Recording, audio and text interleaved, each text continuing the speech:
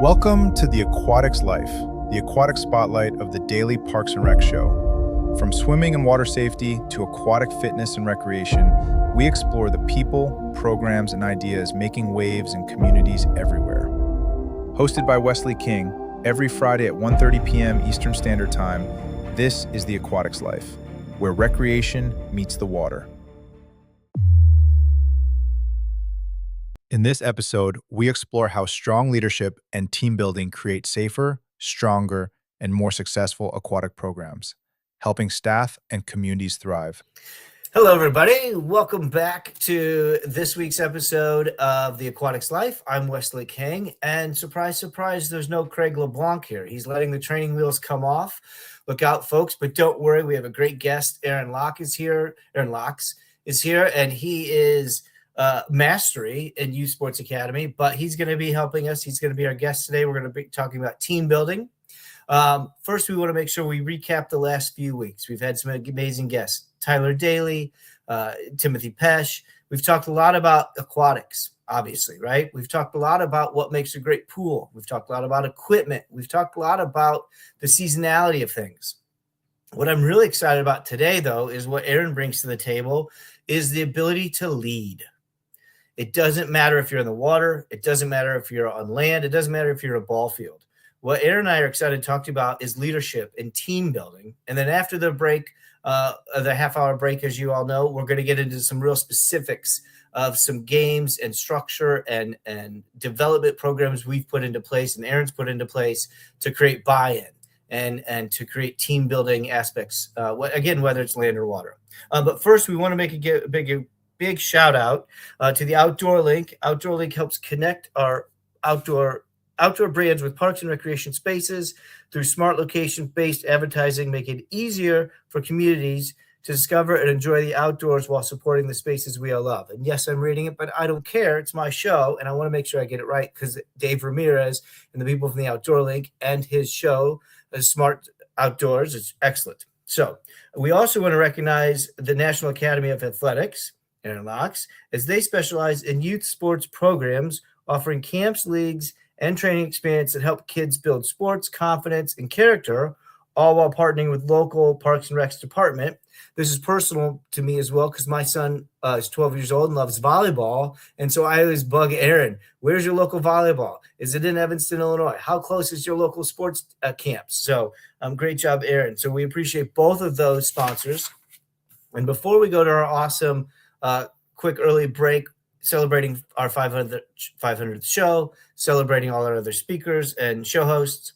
I won't do this as well as Craig does, and I will probably say it all too fast. But big props to On the Front Line for John Prue and all the things he's doing to talk about the military Parks and Rec and the amazing shows he's having. Big shout out to, again, Dave Ramirez and the Smarks Parks Forward show. Yes, I will eventually remember what all days these are all on, but the key is the people. Dave Ramirez, John Prue, Aaron Locks as well. And we've got some new shows coming up. Papa J, Jonathan Skinner, who we know, get this right, is one of only 98 people, Papa J, I hope you're watching, 98 people to ever be elected in the California Parks and Rec Hall of Fame. That's from memory, so if I got it wrong, I apologize, but I think that's true. And then we've got Beatrice that's coming up with a great new show as well. So a lot to take in, a lot to absorb. Yes, Wes talks too fast, but the takeaway is follow those people. Follow Dave, follow John, follow Jonathan Skinner, follow Craig LeBlanc. All of the shows are set up every week. And again, what Aaron and I are going to talk about today is leadership principles, team building principles, the excitement we have. And the last thing I'll say before we go to commercial is before Aaron and I got on, and we'll get on live here, he asked me, Wes, do you like doing this? Do you love this? And I got goosebumps. Yes, I get to talk a lot. Yes, Aaron will get to talk a lot. But why I love it is because of what we're going to talk about, is because of leadership. We get into park and recreation because we want to get into this. Nobody's in this by accident. And the base principle of a lot of parks and recreation is, can you be a good leader? Can you get the community, the team, the residents the coworkers to buy in, B-U-Y, buy in to what you're selling. And what you're selling is a great community and a great organization. So again, I'm just excited to be here today, talk about leadership overall. And Jovi, if you're ready, we'll go to our first commercial and we'll have Aaron Loxbeck with us and start talking about all the fun principles of leadership and team building.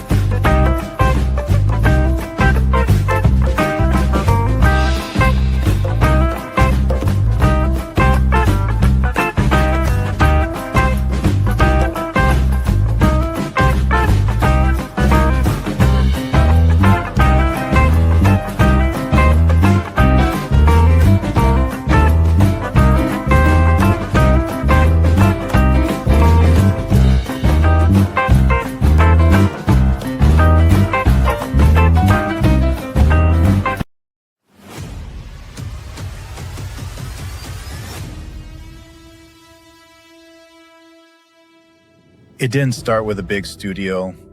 It didn't start with a massive audience. It started with a simple idea. One conversation, one camera, one episode. Back then, DPRS Media Network was just a vision. No guarantees, no roadmap, just a purpose. To tell stories that mattered. Stories from the Parks and Recreation community. Stories of leadership, passion, impact, and the people making a difference every single day. Episode by episode, that vision began to grow. More conversations, more voices, more people who believed in what we were building. What started as a show became something much bigger. A place where people felt seen, a place where ideas were shared, a place where the Parks and Rec community could connect, learn, and inspire one another. And today, we celebrate a major milestone. 500 episodes, 500 stories, 500 moments, 500 reasons to keep moving forward. But this is not the finish line. This is the beginning of our next chapter. In the months ahead and in the years to come, DPRS Media Network is growing into something even greater. We are building something truly special for the Parks and Recreation community. Something designed to bring people closer, to create stronger connections, to open new opportunities, and to continue serving the people who inspire everything we do. We are also expanding our reach through new partnerships, working with organizations who believe in our mission, partners who share our vision for community, leadership, and impact. And beyond the screen, we're showing up in more places than ever before, attending conferences, meeting leaders face-to-face, building connections that strengthen our community. Because DPRS has never been just about content. It has always been about connection. To everyone who has been with us, from episode 1 to episode 500, thank you. This milestone belongs to all of you. Here's to how it all started. And here's to everything still to come.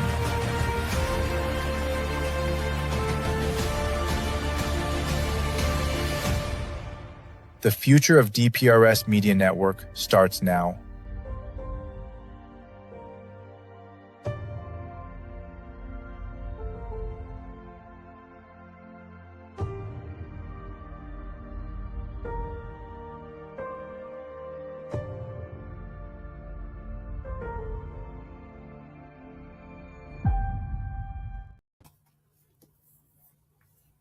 Okay, welcome back. Look at Wes talking slower and with more pace. Yay for me. Welcome, Aaron Locks. We share an officiating background. We share a passion for sports. Tell the world about yourself and why we're excited to have you today. Well, first of all, I'm just excited to be not just on your show, but just DPRS. I mean, come on, look what we're doing. Over 500 shows, episodes. Things are rocking, man. And like you said, the goosebumps and the vibe and the feel that we're changing lives through what we're doing. Super blessed. I'm the CEO and founder of the National Calf Athletics. I was told the other day at a talk I gave in Sacramento that I'm an overnight success, and I want to kick the lady in the shins. I'm a 40-year overnight success. Like every country music star, right? 10 years in Nashville. Yeah. Right. Exactly. Yeah.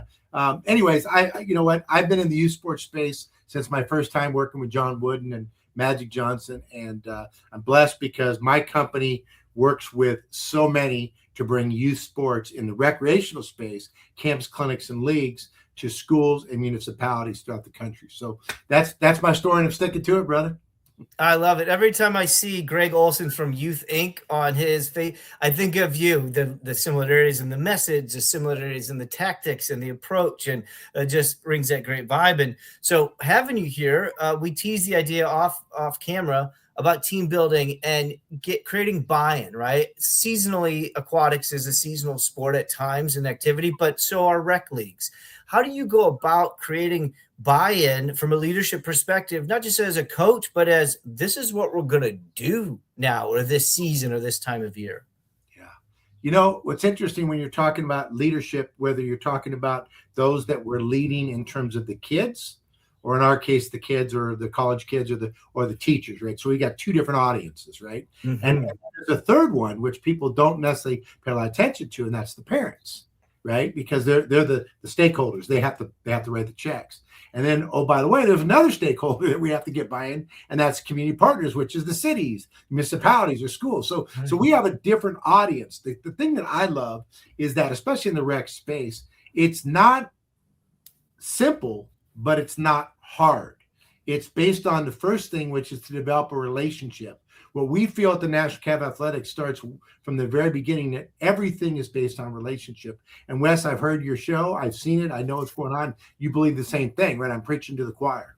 Mm-hmm. You remind me a lot of Joe Madden, the Cubs coach. He has a hierarchy of build the trust, build the relationship, show the image, show the picture. And I have goosebumps just thinking about it. In the lifeguard world, for those of you that, on lifeguarding, from practicing CPR to somebody you've never met, to actually performing it, or just taking a break with somebody and knowing that when we're going to go out on the shift. And I know we've talked about officiating. My dad's a longtime sports official, and there are hand signals that we have to show, hey, good call. The same thing is field on a sports field. And I love how you break down leadership is broken down into different categories.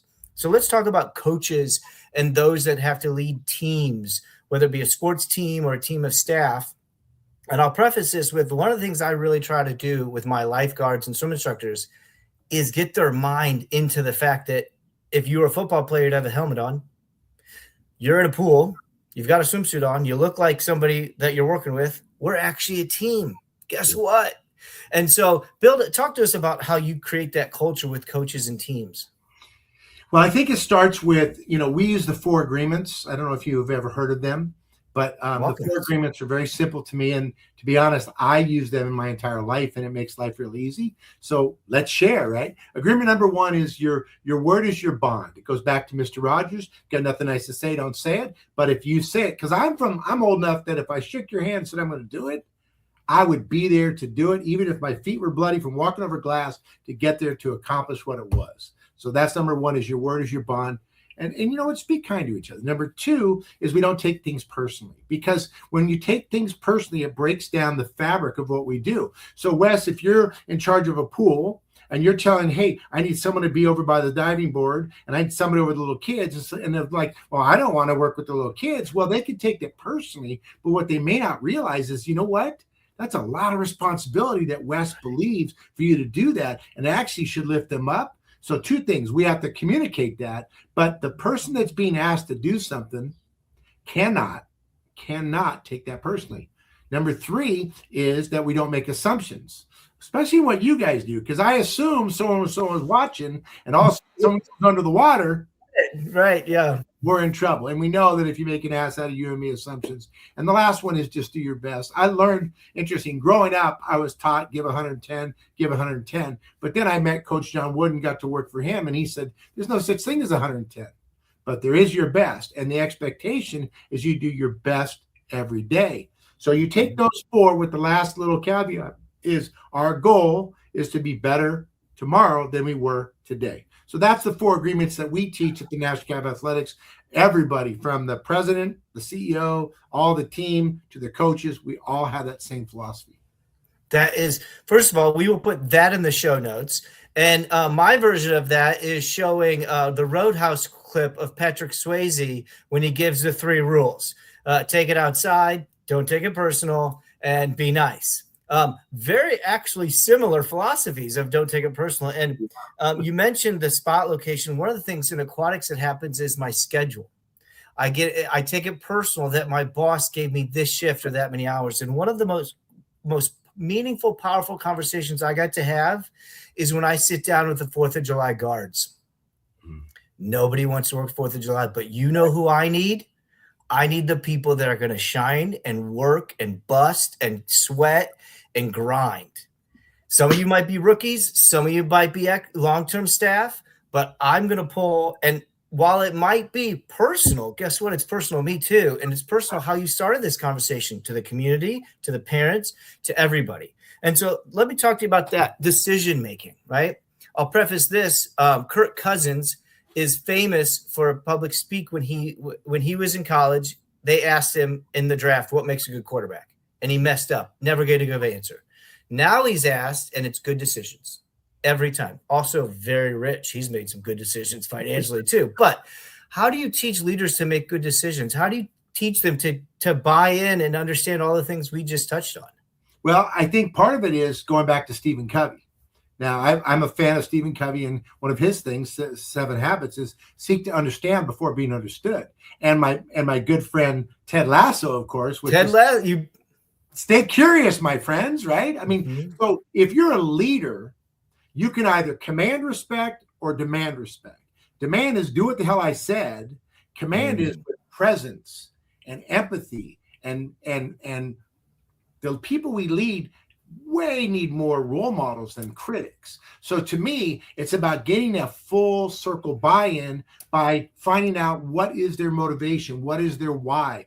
We actually have our leaders, we create personal mission statements with them so that it's not the company mission statement, it's why are they doing what they're doing to help elevate them, to give them the opportunity to reach their goals. Because the reality is, especially in what you do and what I do, I'm lucky if I got someone for 3 years, right? Let's be honest. Lucky is a great word. Lucky's doing a lot of lifting in that sentence. Yeah. Yeah. One full summer, 1 full school year, 1 full year, good. 2, woohoo. 3, oh my goodness. You know what I mean? Like that's the reality. So we have a short period of time to have the biggest impact. What I love, and I'm sure you've done it long enough to know, when I come back, and I've done this so long, that not only do the kids that used to be in my programs work for me, right? And then their kids go to the programs, but now their kids are in my programs, and their kids, others are working the programs with us. And so it's just this generational connection. You are so to that point, I'll give a young woman named Amanda Maria a big shout out. She was my intern during COVID, and her first job she got after college ended up being for the woman that was my first boss 25 years. So hit home. Another flashback you called about personal mission statements. You can see the back end of my very out of shape wallet. Inside of that is a handwritten personal mission statement that I made when I was at Lifetime Fitness. I mean, my kids weren't born, so it holds true. And I just love the fact that you dig into them, right? And now, at the risk of breaking the fourth wall here, were you always like that? Because I can tell you I've fallen into the dominating traps before. I have fallen into the Sergeant Wes or King of Paperwork. Yes, those have both been called me. I've been those nicknames. Have you ever had that happen to you? And how did you find your way out of it, if so? I have been ridiculously blessed. I have worked in the same space my entire adult life. And I started with the best in the world. I started with John Wooden.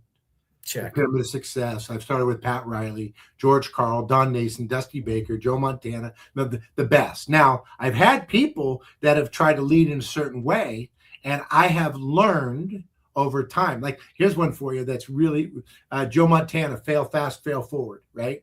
Here's a great tip.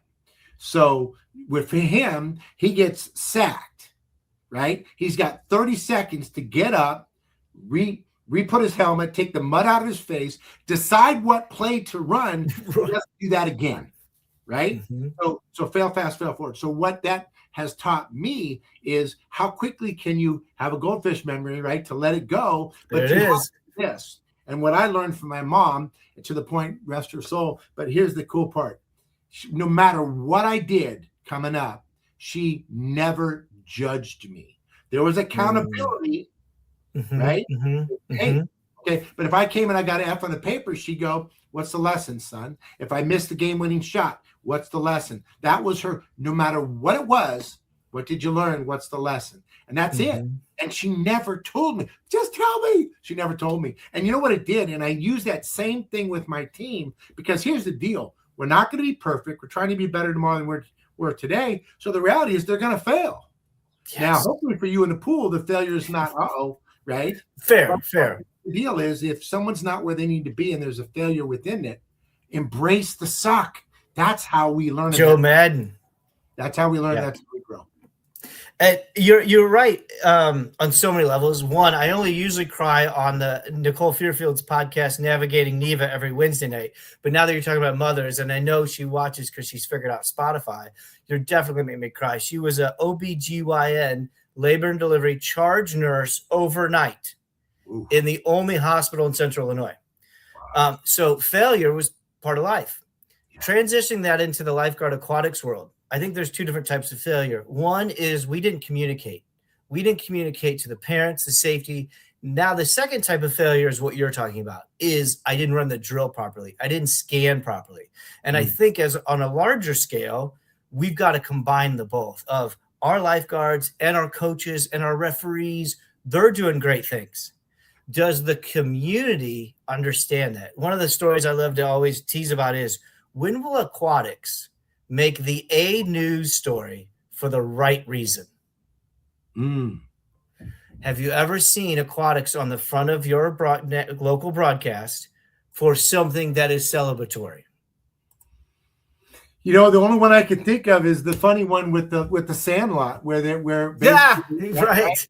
There's your movie shout out. You did it for me. Thanks for my movie shout out. Well done. Look up, you know what I mean, like that. Squid's glory. Right. It. And right. And on the opposite end, and this is why I love what you do so much. I was raised in the house of a sports official, so we'd always look for my dad on the backdrops of the sports reports. Every sport is highlighted positively, and you never get the high school kid striking out. Then it's never the first story of the guy missing the free throw. It's never the soccer ball. It might be part of the story on the bloopers of ESPN, but we just celebrate. And that's, again, Pat McAfee, whatever you feel about him, but the idea that sports brings us together. And so I'm kind of jealous of the non-aquatic world, because when it's on the news, it's most of the time, because when the referees are in there, unfortunately, because everybody stripes, that's the bad, because it's never like I refereed, collegiate basketball all the way down, and I'll tell you, I thought there were games I did awesome, and yet I would walk off the court and someone would give me one of these. I'm like, really? You know what I mean? And so again, look, there's the thing that you're talking about is so important, and that's where we have to have such a strong such a strong mission, and such a strong team, right? Because then you know what it is? It's me looking at you and giving you a fist bump or a look across the deck, right, at the pool, going, I got you. Nice. Yeah. Now, you know what? Way to deal with that, so that we're so in tune. When you're really good as a team, I don't have to yell, hey, Wes, do this. I just have to look and you go, I know exactly who you're talking about. Right. Yeah.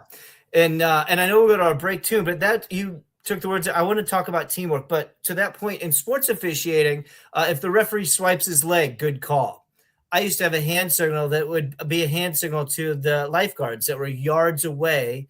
And I'm sure in soccer and other athletes, when you're driving the cart, you can do, but that's what it's about. It's making sure that hand signal and that look means something. So talk to us about how you do that on a field when you've got 20 coaches or 500 kids or a 4-day camp.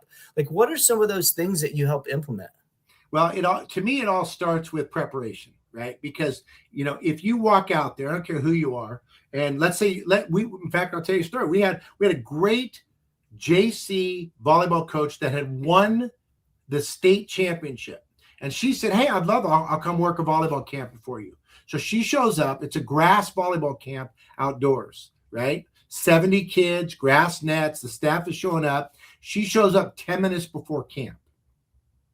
That's a problem. I'm already nervous. Right? Yeah. So you're nervous. I'm also my staff going, where is she? Because she's got to kick this thing off. The good news is that my staff was trained. So we have the app for check-in. We have so they were able to, we made it look right. And Oz behind the curtain. Oz behind the curtain. Right. And you got one chance. To make that first impression to buy in, because if you're dealing with parents, and especially think about this, if you're got swimmers, those parents are sitting there, right? They're eyeballing you. So you have to, again, know your audience, right? How you communicate, because you want to take that kid and go, knock it off, right? But you can't do that necessarily, right? Or pull them out of the pool, right? You can't do that. So you have to find ways of communicating that, again, is commanding respect rather than demanding respect. For us, it's simple. It's about being set early, having everybody in uniform looking the part, because it's weird, but we're humans. If you look the part, like when I went out and refereed, my shoes were shined. I was super fit. I looked the part. They're like, oh yeah, baby, that guy can ref. My wife still makes fun of my black referee shoes. To this day, she still teases me about my loafers. Keep going. Okay. Sorry. You're gonna love this one. When I used to work games, I had a very high level official said, you have to let the people know that you're working hard without. So like a duck on water. On the top of the water, it's smooth, and underneath, you're getting there. So what I would do sometimes, I remember especially TV games, is I would do it like this. And it would look like I was wiping sweat off my brow. And I'd do that 3 times a game, 4 times a game, even if I wasn't sweating. But it looked, you know what I'm saying? So you gotta look that there's an audience that's watching and performing. And the crazy part about it is, the more that you can have that kind of presence and you can bring that, the easier the job is, but you know what else? The more fun it becomes. Because you're not fighting for that attention. And because, and I will go to commercial, Jovi, I promise. So my dad, his name is Don King in real life. He's an identical twin. And him and my uncle would umpire and referee together. Well, umpiring is different. But now on a basketball court, one guy runs by you, the coach yells at you. The next guy runs by, wasn't me, coach, it's my brother. Wait, what? No. Runs by again, wasn't me, it was my brother. And I would watch that in real time. I go, coach, no, that's my dad. I don't care. I'm going to yell, both of you are both blind. Anyway, but that on a football field and baseball, it's different because of the mask. But on a basketball court, it is nothing funnier to watch a coach wonder who he's yelling at. So to that point, Jovi, I'll let you get our commercial in. We're excited to have this run, again, celebrating 500 episodes. And when Aaron and I come back, we're going to talk about some of these real specific programs and articulate some of the acronyms and fun things we've put into place to help everybody. They say it's Just Rec. Just Rec, where kids learn to try again. Just Rec, where confidence begins. Where teamwork, effort, and fun matter more than trophies. It's not about perfection. It's about participation. It's not just rec. It's where kids learn to love the game and themselves. It's just rec until they learn teamwork for life. It's just rec, but it's everything to them.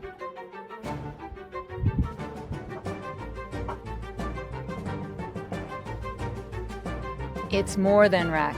It's a movement. It's just rec until you realize it's shaping the next generation. Together, we're not just running programs. We're building a culture of confidence, connection, and community. Join us. In today's parks and recreation industry, communication, safety, and efficiency go hand in hand. That's where Outdoor Link comes in, delivering smart technology that empowers city departments and community planners to do more, smarter. Outdoor Link's platform connects and automates everything that keeps your parks running smoothly. From lighting and locks to signage, water features, Wi-Fi, and digital advertising.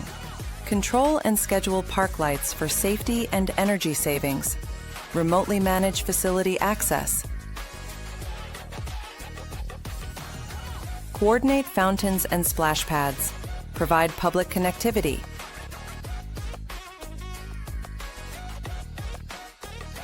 all from one simple, unified platform, giving you real-time control, data, and cost efficiency.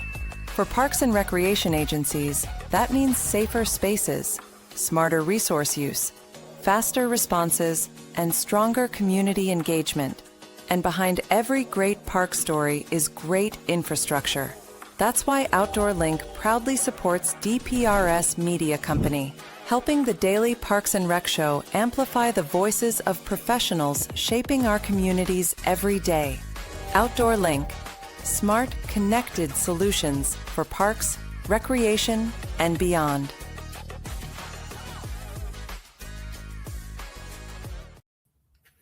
Okay, we are back. Thanks, everybody. Excited to have you back.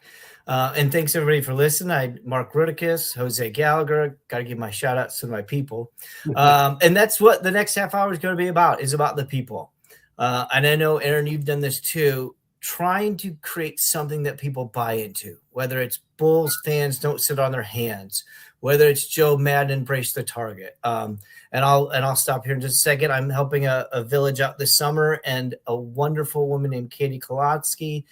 She's a park and rec director or village director. Her phrase this summer is "make it amazing." Right? We're kind of rebuilding the aquatic team. We've got a new manager, and it's that make it amazing. If you're right, great, make it amazing. If you're wrong, make it amazing.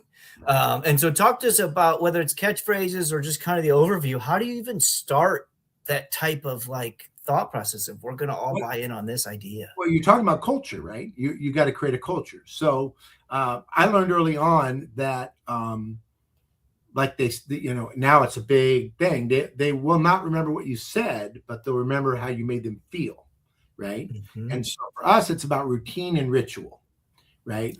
In the youth sports space, if you have routine and ritual, then kids feel more comfortable. The more kids feel comfortable, the more they're willing to take healthy risks, the more confidence they show, and the better chance they have of not only having an enjoyable time, but learning the skills, which then is a self-fulfilling prophecy of them actually getting better and being better at whatever they're trying to do. So that's one piece of it in terms of how we set it up. But it has to start with routine and ritual, because if they come and get a different experience every time, they're going to be off balance. And there is a time, I believe, that we want people off balance.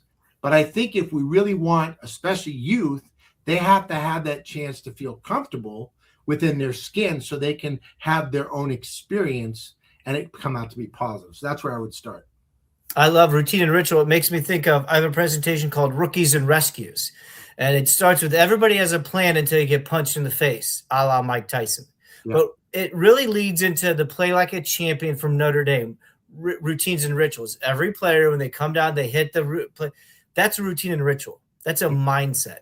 That didn't start when they put the sign up, right? It had to go all the way back. But now that you've got your routine and ritual, what happens if they start to stray from it? And I'll use this example. When Ben Johnson started doing the good, better, best chant for the Bears, the Bears players are on the record of saying, I don't know if we're going to do this chant. And they did it again. And they bought in. But at first, there were some stragglers. Talk to us about how you get those stragglers or those, people like, I'm too cool for school. I'm Danny Zuko.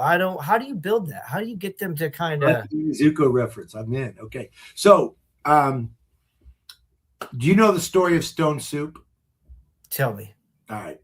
Audience, I'm really old, but it's French-American War, 3 French soldiers that are fighting for America, but the village they come into after fighting, they see that they're wearing French uniforms and they don't recognize American uniforms, and the whole village is just kind of shuts down, and they're not going to feed or help these guys, even though they're helping for our revolution. Is like the help. I'm here for you, but yeah. So they found this huge pot, and they put it on. And they filled it up with water, and they each went and got a stone, and they washed it off, and they put a stone in the bottom. And a woman walks out and goes, "What are you doing?" And they said, "We're making stone soup." She goes, "Stone soup?" And they said, the guy took the ladle and said, This is not bad, but carrots would help. But she goes, I have some carrots. So she ran inside and she chopped some carrots and threw them in. Then people started coming around. You know where I'm going. Next thing it was some celery and then some potatoes and then some onions. And then it was some lamb or whatever it was, right? And next thing you know, they had this amazing stone soup that fed the village. So here's the deal. I believe that if I tell you to do something, I've only got about a 15% chance of you actually doing that with true buy-in. But if we come with agreements rather than a contract, going back to the 4 agreements, and this is what we're going to do, this is when we're going to do it, this is how we're going to do it, this is why we're going to do it, and oh, by the way, this is what's in it for you if we do it. Come on now. Then guess what? We got it.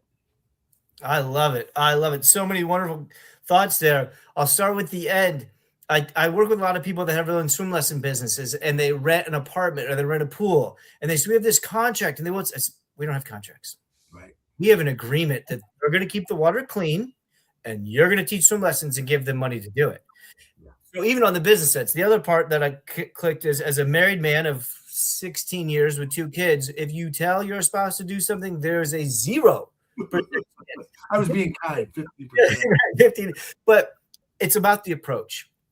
And to bring it back to aquatics a little bit, and then we'll go backwards, is a lot of times in aquatics, I know I have, is we struggle with conveying what's important. Is it buying a new AED?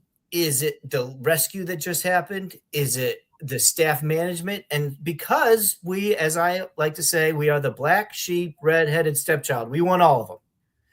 But if we can't convey what our needs are, to your point, Aaron, and we can't say this is right now, and this is what it's going to cost, and this is what you're going to get, and this is what I'm going to do with it, then we just spin our wheels. And it is a real frustration amongst aquatic professionals. And I think the challenge is we have not taught ourselves to do what you just said, to understand what's on the other side. And yes, if this sounds like marriage counseling, listen up, aquatic directors. It's legit advice, okay? We don't do it very well. We just don't, because the pool is our baby and it's our thing and we love it and we don't want anybody else to touch it. Well, guess what? We need the carrots, Aaron. We need the lamb. We need the parts of the stone soup, because otherwise it's just a hole with water in it, my man. That's right. So bringing it all the way back to the stone soup, bridging the gap and creating the buy-in. Now everybody's on board. We have our routine. We have our buy-in. How do you build from that? How do you get people to experience 3rd or 4th year of employment? How do you get people to come back the next year? What is that like for you? For us, what we try to do is to find out again is if you were working with the National Academy of Athletics, I say, go, hey, Wes, what's your goals, right? What's your goals beyond this? Because what I love is the fact that there's probably 4,000 people that coach youth sports that used to work for me. Think about that. You're talking to my lifeguards now. Oh, you're talking about my lifeguards I trained. Keep going. Yeah. But remember, this is the part that I think people forget. In Parks and Rec, the skills that they learn through success and failure will help transcend into the real game, which is life. And you know how many people that used to work for me that own their own company, that own a car wash, that are business managers that work for Costco, whatever they are. And a lot of times they get back and they go, you remember when that happened? It taught me this, and it has helped me to excel here.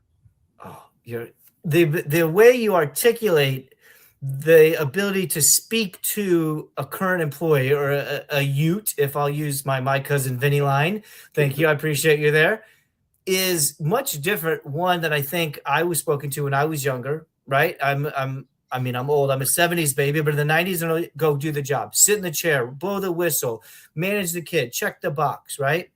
And we're not going to use technology. Now it's almost flipped the script where it's not all technology, but it's almost be independent, go do your thing. And the mentoring goes away. So what I love hearing you talk about is that real insistence that we're going to sit down with you and we're going to make sure that we understand where you're going. And again, another odd crossover. Aquatics is very similar. If you sit down with me 2nd year into lifeguarding and say, I want to do this for a living, then you and I are going to have a much different talk. And it's probably me talking you out of it than me, right? But that doesn't happen. Nobody sits down with me, right? True story. I have 2 tattoos. One of them is an Asian symbol for fallen soldier, fallen greatness for my grandfather. I got it put on my back with the lineup of a tank top, and I was 20, so that when I was 70, wearing a tank top, running a pool, it wouldn't be seen. Wow. Okay. Now that's a rare breed. Okay. Don't be like Wes.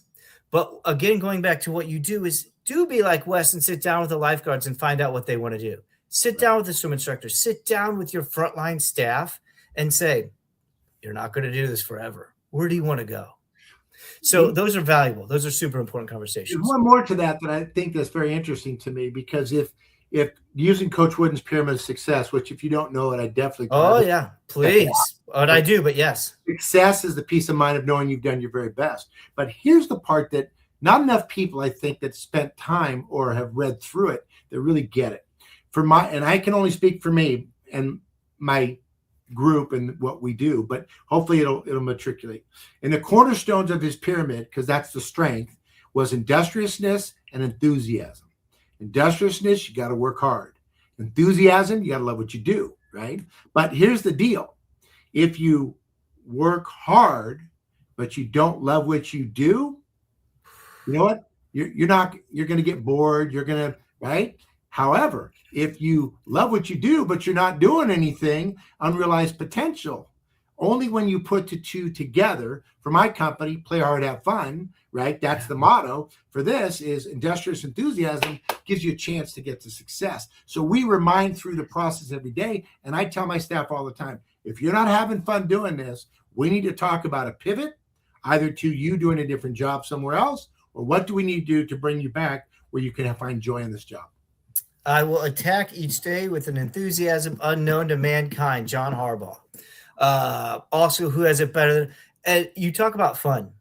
It's hard to define fun when sweat is dripping down your back in a lifeguard chair, or when you're getting yelled at by parents. And we haven't talked about parents a lot, so we will. What I really like to do, and I think you've described it very well in the wooden pyramid, is when it's over, can you tell me about it? I love breaking down a lifeguard who's been in the chair all day and they think they didn't have a good day. They think the parent yelled at them. I said, first of all, no one drowned. So let's start there. Okay. Now, did you guard come get you and rotate on time? Yeah.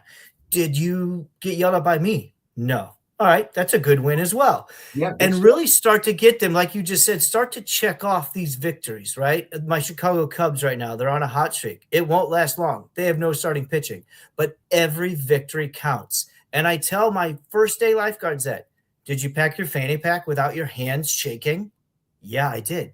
When you got in the chair, did you feel the grip of the seat and the metal bar mentally? Yeah, I did. Brother, you're 90% ahead where I was when I was your age.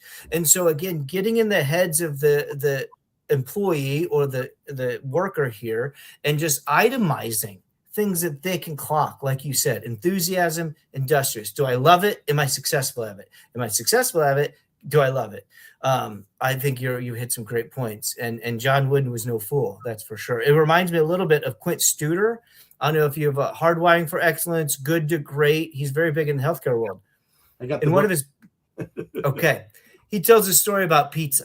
I bought pizza for people and somebody didn't like pepperoni and somebody liked cheese. He goes, well, you could have no pizza. And how do you feel? But how do you feel about it? And so I use that with my lifeguards who don't want a pizza party because they're gluten-free, or because, first of all, never had that problem before. Second of all, let's talk about what's the problem with the pizza. So many analogies, so many references, so many takeaways that I hope people are having.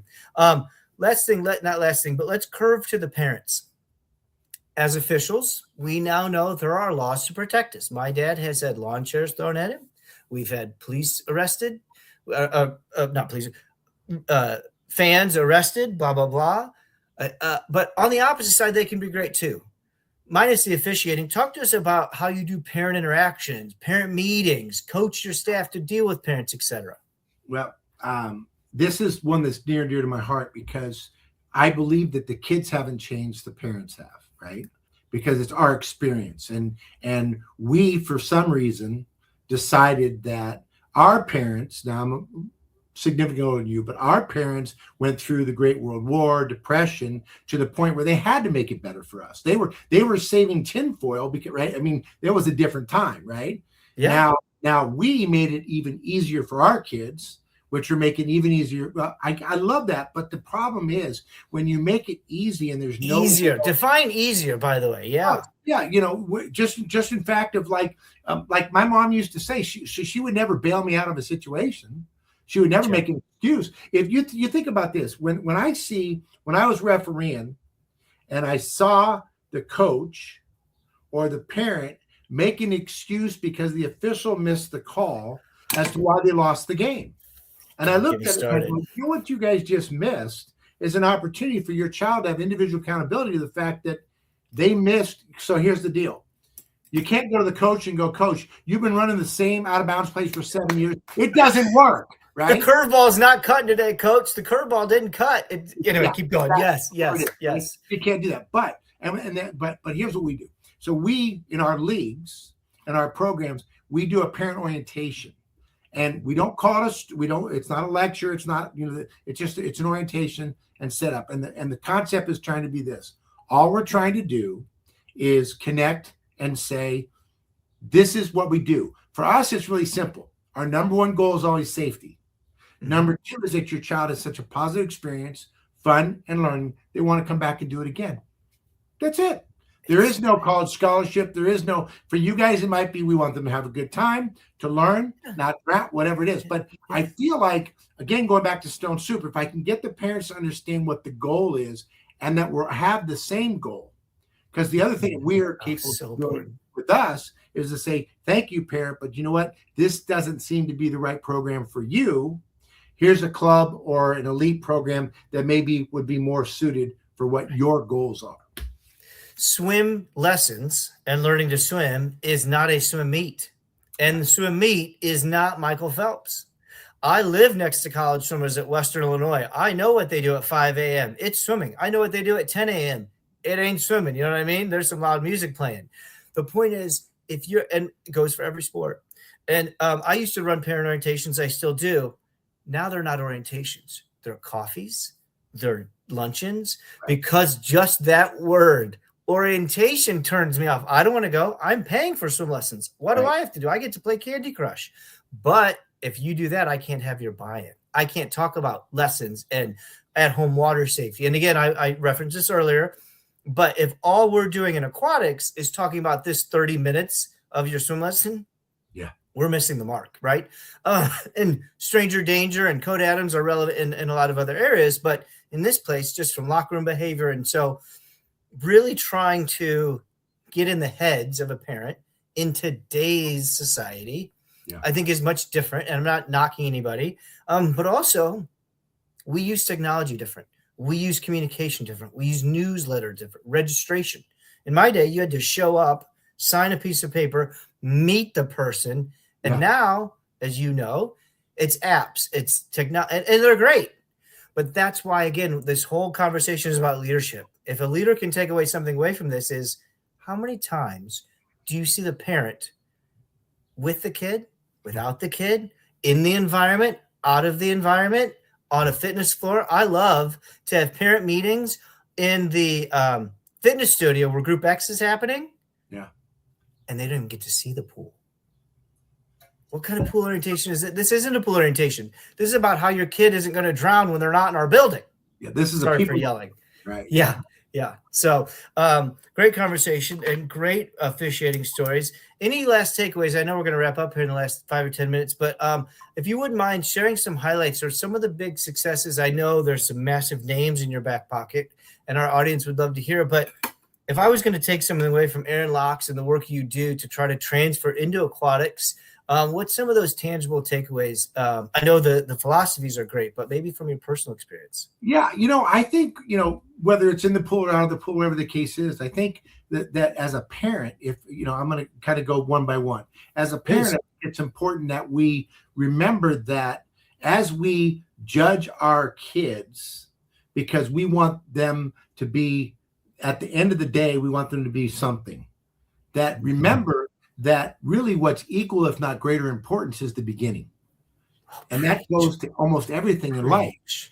right? So if we can get them, if they're afraid to get in the pool, my granddaughter, I sent you a picture. My granddaughter Yes, is in the pool. You know what I mean? And she just jumped off into the 11-foot deep end for the first time. No fear there. Yeah, she's going for it. Yeah, she's like her daddy. She got no fear, man. My son.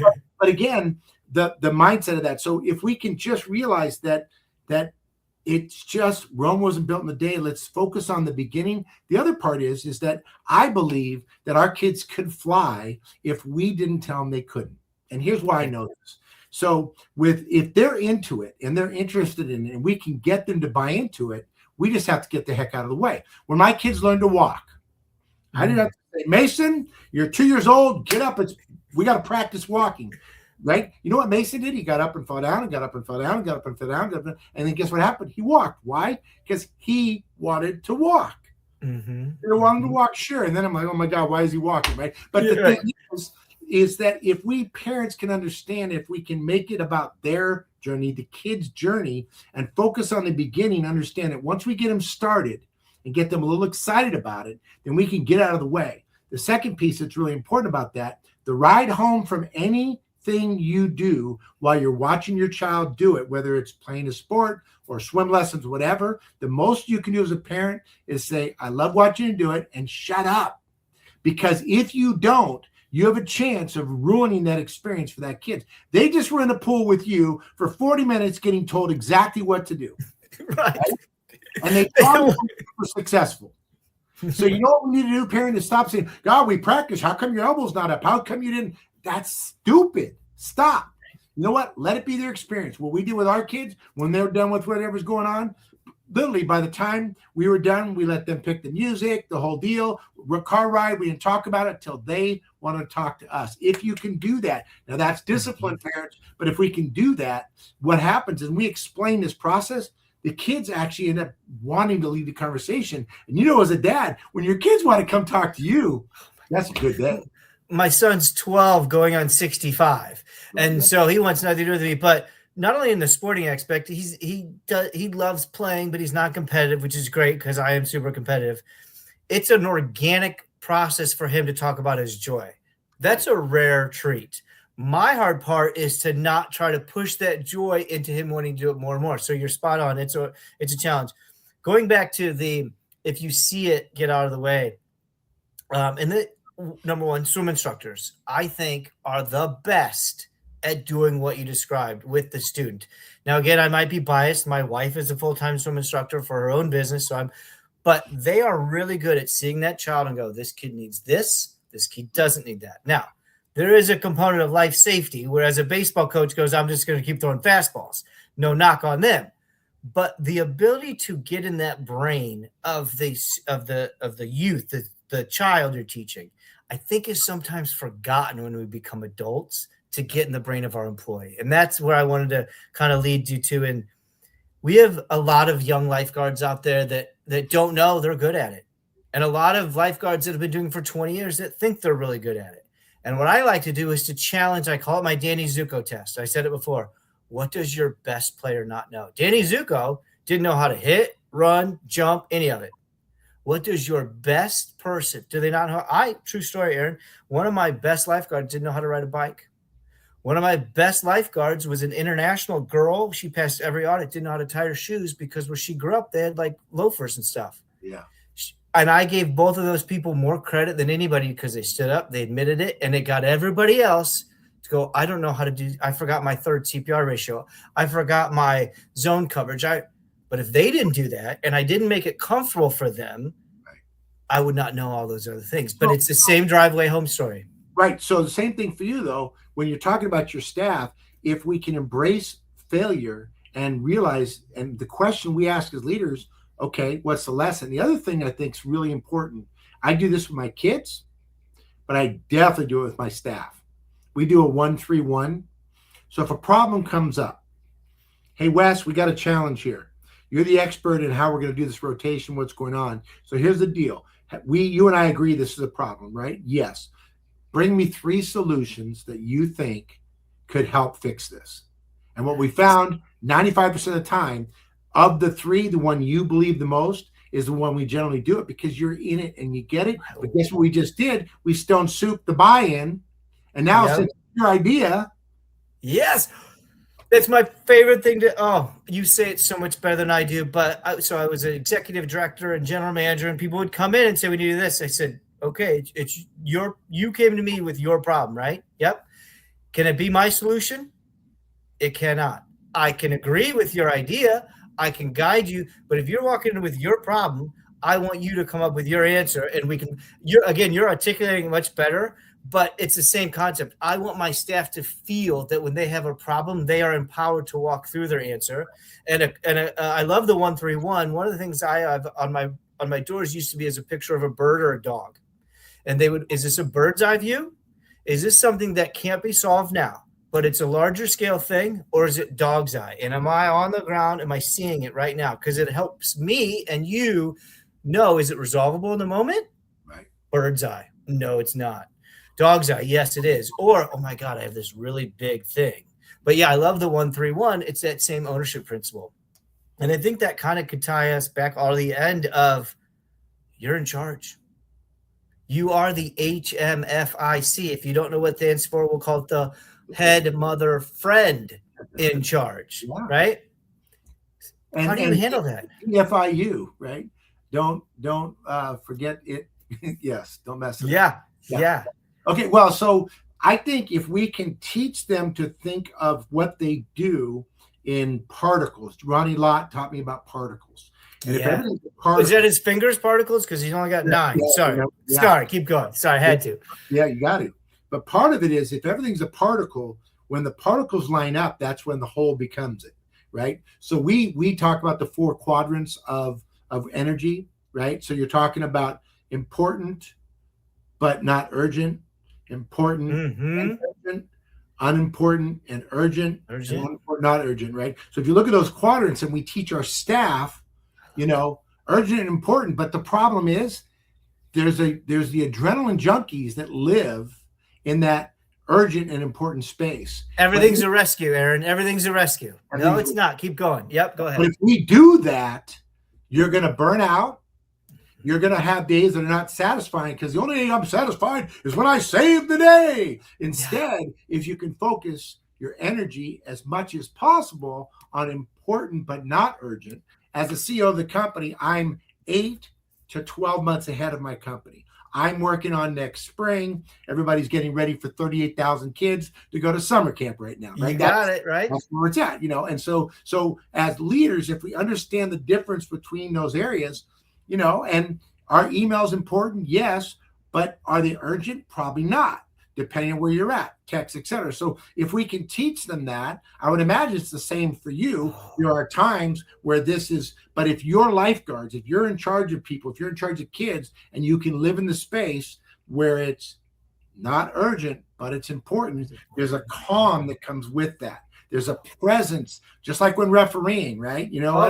There's a flow state there, brother. You're not kidding. I mean, that's what you're talking about. Yeah.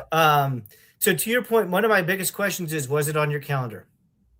Did you have it on? And if you didn't, then a few episodes, our friend Timothy Pesh was on the show and we talked about prep and he goes, the first answer is last year, Wes. How you prepare your pool this year is what you did last year.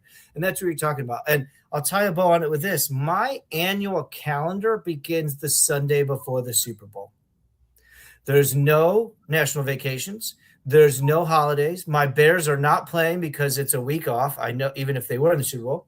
And if you're in a property that's year round, you're done with your January sales push. Right.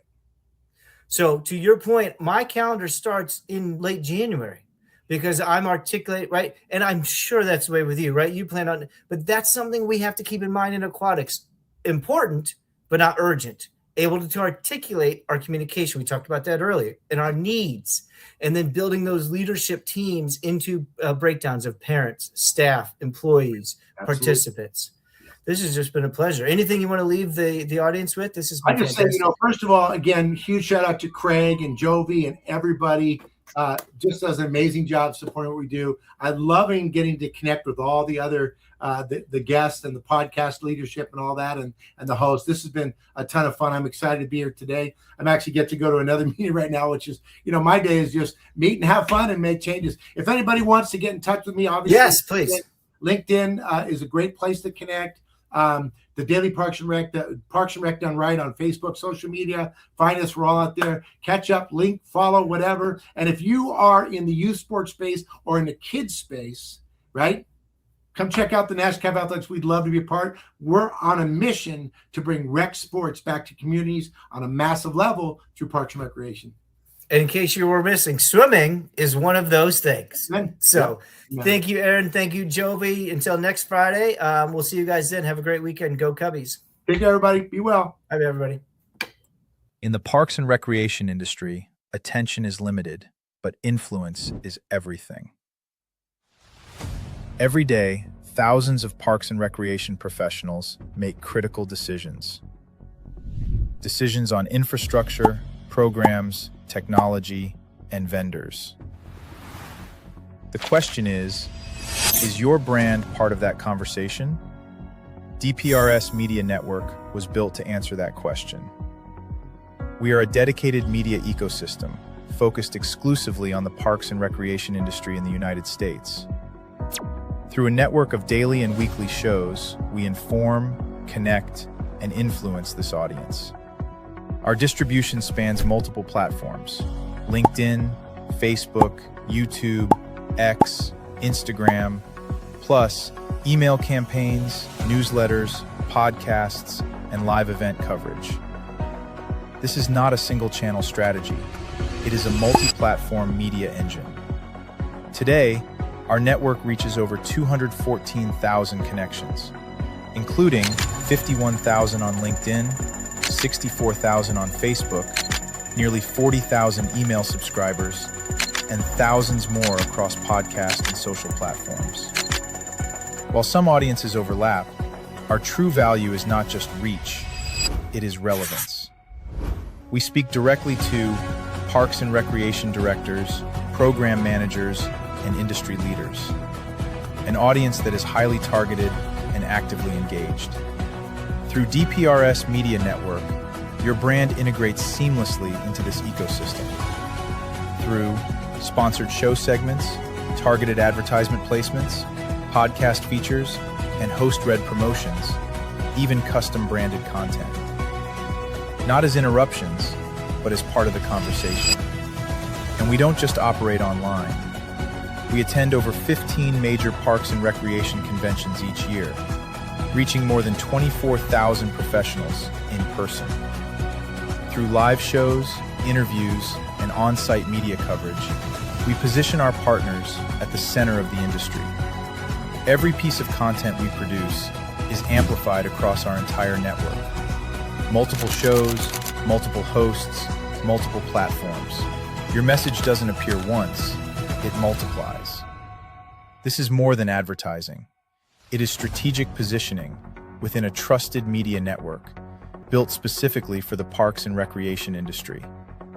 If your goal is to reach decision makers, build credibility, and stay top of mind, then it's time to partner with DPRS Media Network. Apply for partnership or sponsorship today. Let's position your brand where the industry is already paying attention. Are you a vendor, brand, or service provider ready to connect with the heartbeat of local communities? At DPRS Media Co., we tell the stories shaping parks and recreation across America. Through podcasts, live streams, videos, and newsletters, we reach frontline leaders, city directors, and decision makers every single week. From youth sports and facilities to programming and policy, our audience is your audience. Sponsoring or partnering with DPRS Media Co. puts your brand in front of the professionals who build, budget, and buy for their communities. Launching a new product, growing your presence in public spaces, targeting cities, counties, or departments, DPRS is your trusted media partner. Whether you're in software, turf, aquatics, robotics, smart cities, or special events, partnering with DPRS puts your brand in the story. With commercials, interviews, social campaigns, newsletters, and live shows, we're your media team. Partner with us and grow your impact in the $200 billion parks and rec industry. DPRS Media Co. Stories that move parks and rec forward. Your audience is here. Let's meet them.